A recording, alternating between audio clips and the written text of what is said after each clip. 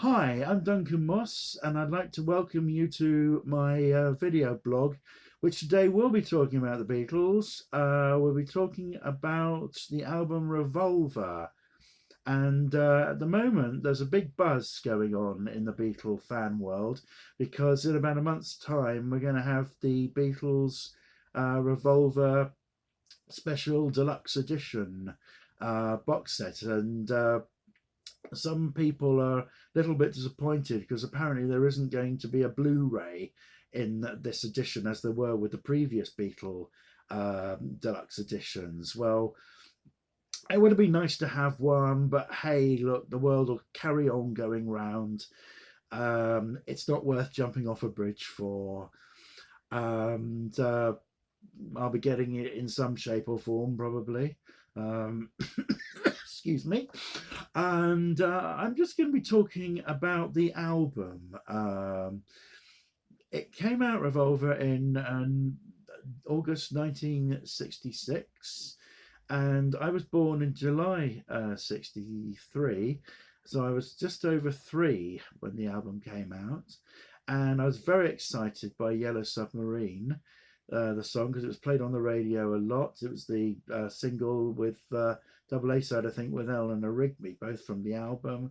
And I remember asking my dad what was the about the funny man on the record and the water bubbles, and my dad said, "Oh, that's the water talking," which I it was quite exciting for a young man. I don't know what my dad was quite imaginative on that occasion, and that seemed to satisfy me. I never really knew about the album until I was 16. Coming back from a holiday in France, Dad bought me the album on cassette in France, and I absolutely loved it. This version, surprisingly, didn't have the coughing at the beginning of the first track, Taxman. But I still loved the album. All the 4 Beatles shine on it beautifully, and I don't think there's a weak track on the album. I've got here. This is just a CD of the album with the most beautiful artwork. I'm just trying to get it by Klaus Fortman. Now, Klaus was a very interesting gentleman, but he still is a very interesting gentleman. He's an artist, he's a bass player, and his career intertwined with the Beatles and solo Beatles quite a lot. But he also had his own career. That's the back of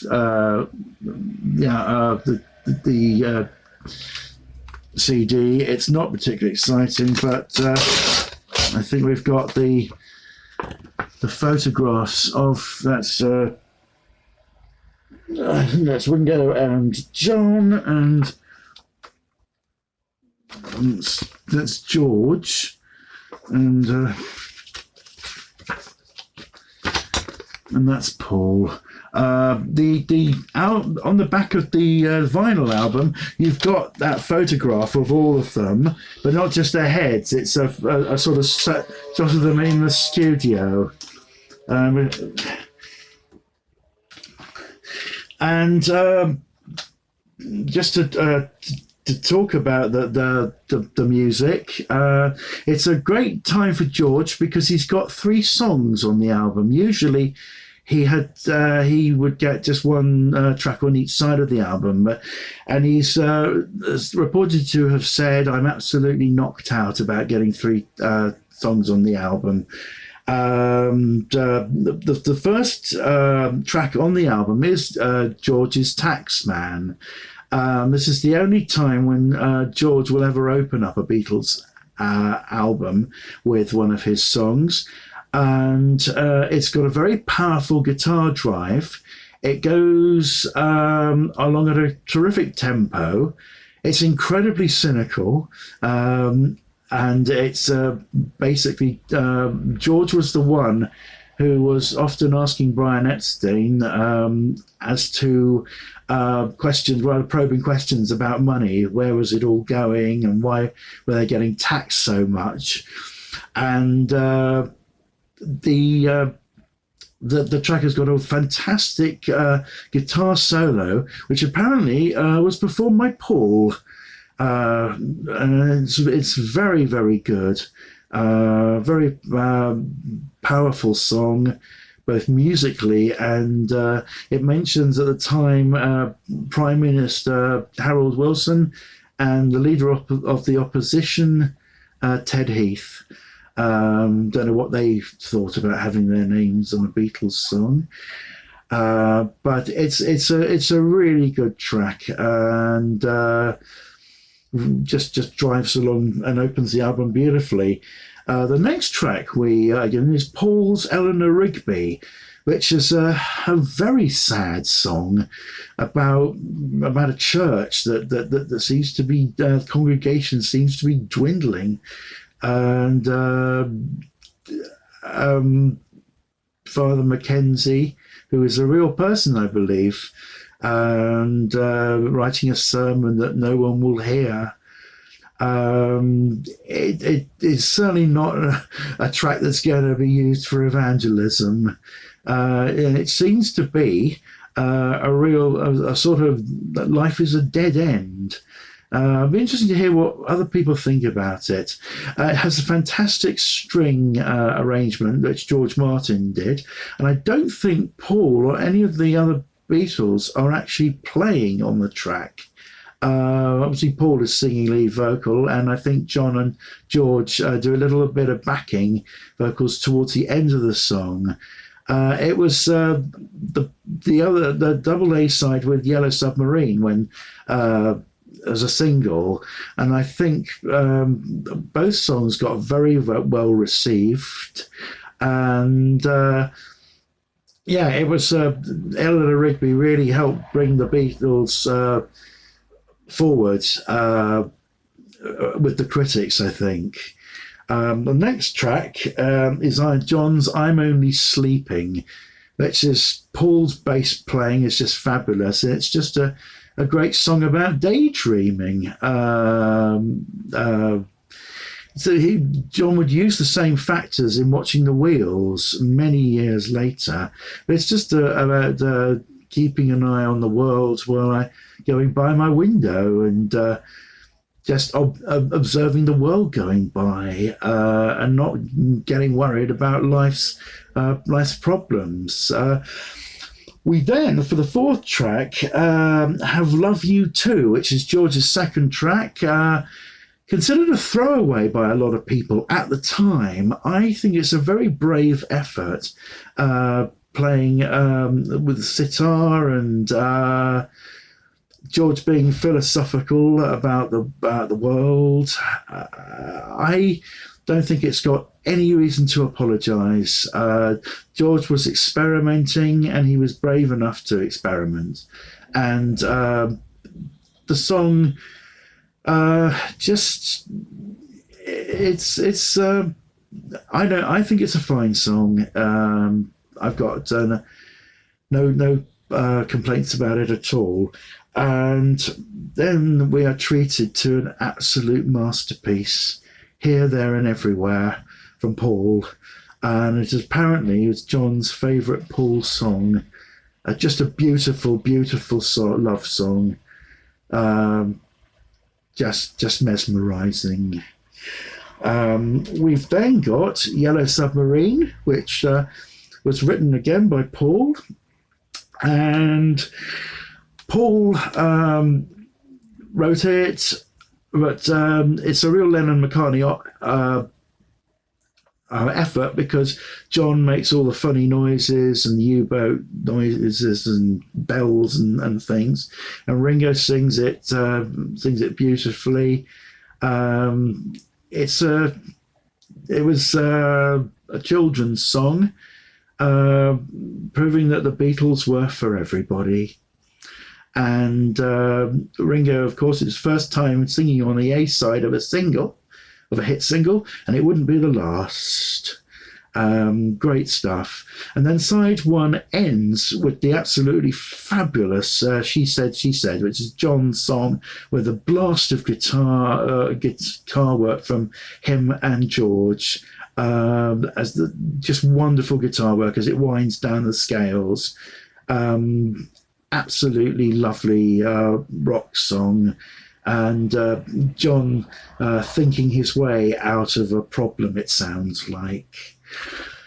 We then go to side two, where we have Good Day Sunshine, which is from Paul, and apparently it was only done in 2 takes. Lovely song about going out on a summer's day for a nice walk, I think, and about great and how great it is to be alive.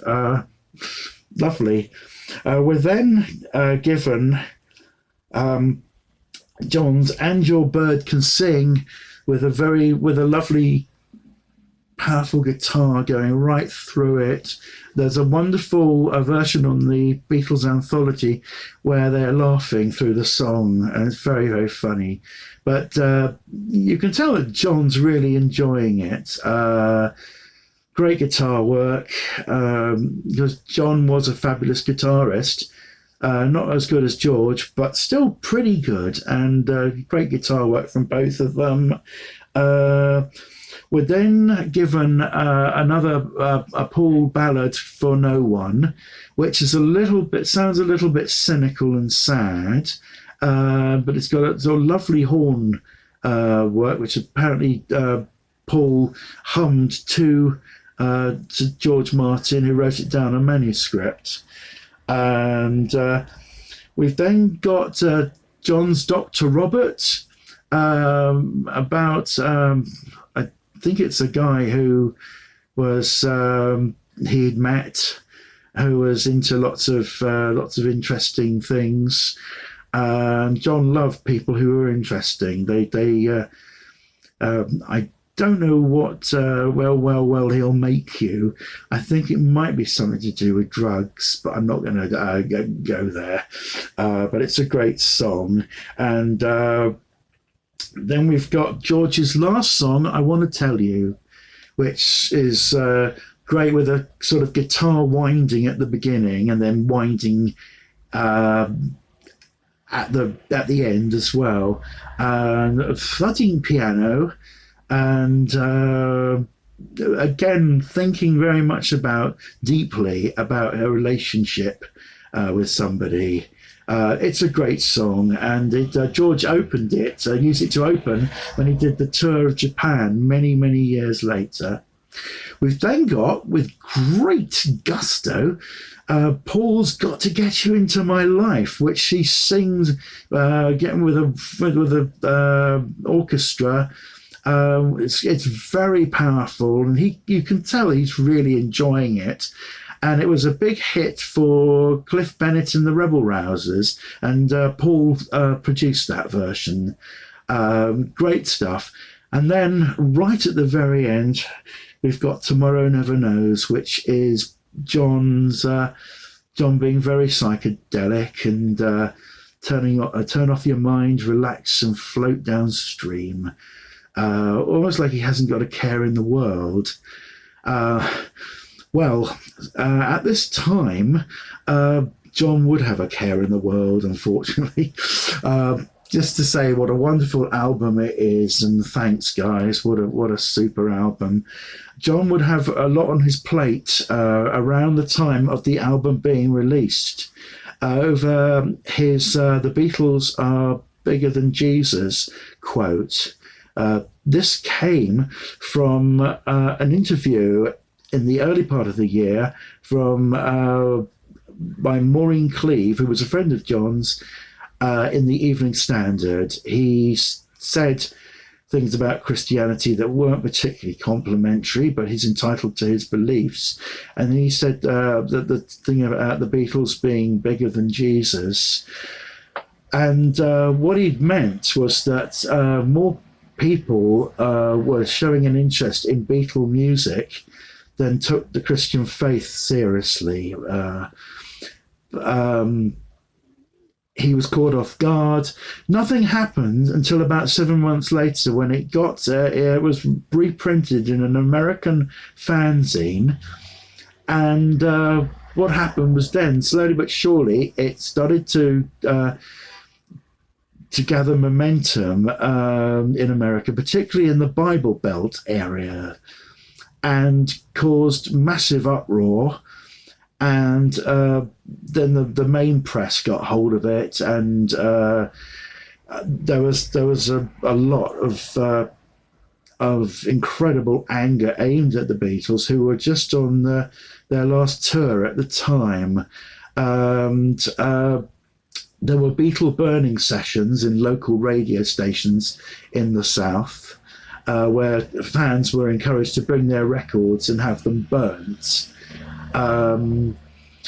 John was apparently, there was a press conference, and John was going to go and speak about it, which he did, and in front of the world stage. But before he went on, apparently he collapsed sobbing in front of Brian Epstein. He was clearly very, very frightened, and a few years earlier, he'd been reported to have said to a compere on a TV or a radio station, "I'm just a guy who writes songs and plays a guitar. Why are people coming to me and expecting me to come up with the answer as to how to solve the problems of things like Vietnam?" And the compere said to him, "Well, you're a famous, and people look to you, are interested in what you think about certain subjects." And that was John being very humble. Now his words have been taken a bit out of context, and he's right, in front of the world press, getting a grilling. And I'm very saddened that, as a practicing Christian, I believe that Christianity is about kindness, forgiveness, and love, and helping people out in tight corners. Now, I'm surprised that there wasn't a vicar or somebody, or maybe there was, but they never got far into the press to be interviewed, I don't think. Why wasn't there a vicar or something who came along to try and help John out in this difficult situation that he was in? And I think the problem is that people thought that John was being a bit of an upstart and needed to be taken down a few pegs. And I don't think that's fair at all. John's remark caused Beatle music to be banned from South Africa for 5 years. I personally think that the Beatle burning sessions at the radio stations were absolutely, totally unnecessary, and were on the par with Witchfinder General. There was no love there. It was just filled with hate. And one radio station were incredibly hypocritical, because while they were having the Beatle burning session, they were playing tracks from the new Beatles album Revolver. This album had 3 less tracks than the British version, but they were playing it to keep the listening figures up while they had the Beatle burning session, which was total hypocrisy. And from what I have read, there was an electrical storm during the broadcast, and the mast of the radio station got hit by lightning, and it broke off and landed on the guy who was organising the Beatle burning session. I don't know whether it's true, but it blinking well ought to be. I hope the guy wasn't hurt. I'm sure John wouldn't want that. I don't want it, and nobody wants that. But I don't know. Anger and frustration needs to be taken somewhere else. And so the American version on Capitol Records had 3 Lennon songs taken off. And Your Bird Can Sing, Dr. Roberts, and I'm Only Sleeping. And I've got here they would find themselves on this album with several tracks, Beatles Yesterday and Tomorrow, with several tracks from Rubber Soul as well, and the Help album, but there's only 11 tracks on it, and I always think that the British versions of all the albums are much better than the Capitol ones. We've got a wonderful album, Revolver. It'll be released in several formats, so to suit many pockets in about a month's time. And I'm going to show you just one Beatle, a bit of daft Beatle memorabilia, which I'll try to do with every blog. This is Paul McDuckley, a duck version of Paul in Sergeant Pepper regalia. And it's Sergeant Pepper's Lowly Hot Tub Band. It's a little duck. There's a duck shop in Brighton.